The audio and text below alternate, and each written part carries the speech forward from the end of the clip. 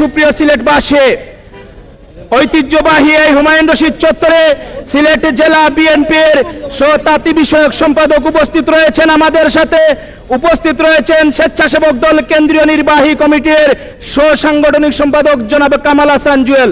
বক্তব্য রাখবেন সিলেট জেলা বিএনপির স্বতাতি বিষয়ক সম্পাদক শামসুর রহমান শামীম। বিসমিল্লাহির রহমানির রহিম। ধন্যবাদ সহযোদ্ধা শফি আহমদ খান। সমাজ কল্যাণ মন্ত্রণালয়ের অধীনে আজকে শ্রীমঙ্গল এবং মৌলভীবাজারে যে কৃষি কার্ড এবং ফ্যামিলি কার্ড বিতরণ অনুষ্ঠান হয়েছে, সেখানে আমাদের প্রধানমন্ত্রী জনাব তারেক রহমান আজকে সিলেটে এই মেঘ বৃষ্টি বাদল উপেক্ষা করে যে এসেছেন এবং আমরা সিলেটের জনগণ দল মত নির্বিশেষে যে রাস্তায় দাঁড়িয়ে আছি সকাল থেকে 9টা থেকে এখন পর্যন্ত আমরা অপেক্ষমান আছি। সকালে আমরা দক্ষিণ সুরমা উপজেলা বিএনপি এবং বিভিন্ন ওয়ার্ডের নেতৃবৃন্দ এখানে উষ্ণ অভ্যর্থনা জানিয়েছি এবং আমরা প্রটোকলে ছিলাম, ওখানে গেছি। ওখান থেকে এখন আবার এখানে এসে ওনাকে বিদায় সম্ভাষণ জানাবো।